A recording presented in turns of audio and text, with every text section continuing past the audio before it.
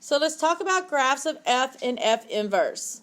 So the graph of the inverse function is going to be a reflection of the graph of f about the line y equals x. What does the line y equals x look like?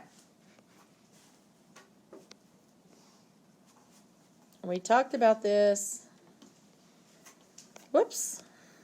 Thought that was my... Do what? What does the line y equals x look like? It would be... Not like that. It would look like that.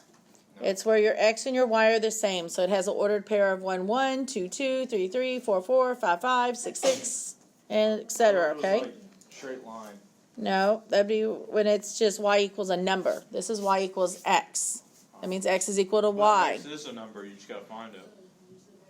And it's a variable, so it can change, correct? Mm-hmm. All right, so there's our line y equals x. So if we look at a graph and we want its inverse, then we know it has to be a reflection across that line. So let's look at example 4. It says, use the graph of f to draw the graph of f inverse. Well, they gave us a graph, which also means they gave us a table, didn't they? Because if they give us a graph, we can pull values off of that table off of that graph to make our table. So let's do that. Let's make a table for this one. So for f of x, what are some ordered pairs that are on there? Yeah, so this one down here was -3, -2. And guys, you need to pick a pattern, okay? Usually I just go from left to right across my graph. That way when I go to do the inverse and I go to redraw it, I know I connect them in the same order. Don't just randomly start picking graphs from one side and then the other and then the middle and then the other side. Go in order. All right, so my next one that I see that they have pinpointed here is this one. What is its ordered pair? And then they have one more that they showed me here, which is... Now, could I have picked more than those points?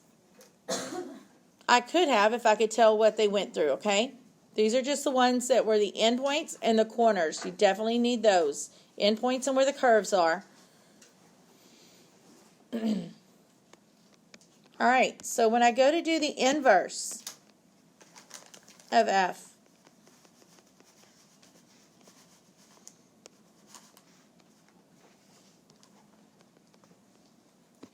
what do we know about x and y of inverse functions? They switch, right? X and y switch. So that means these x's are going to become what? The y's. So I'm going to write them down over here. So -3, -2, and 4. And these y values are going to become the x's. So -2, 2, and 1. And now, can I graph those points I just found? Good, let's do that. So -2, -3.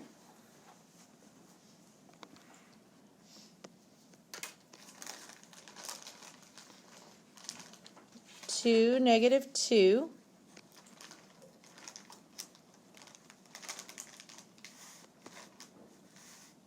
And 1, 4.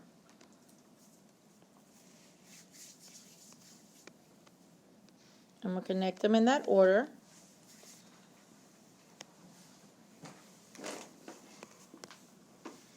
And then what I'm going to do here is I'm going to draw in my line y equals x.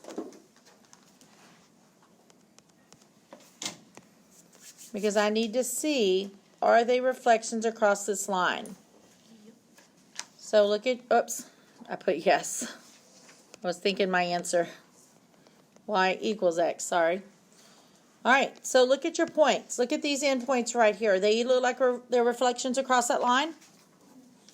Yes. What about these little corner points here? Do they look like reflections across that line? All right. What about these points here? Yes. So we did good. So we did graph its inverse.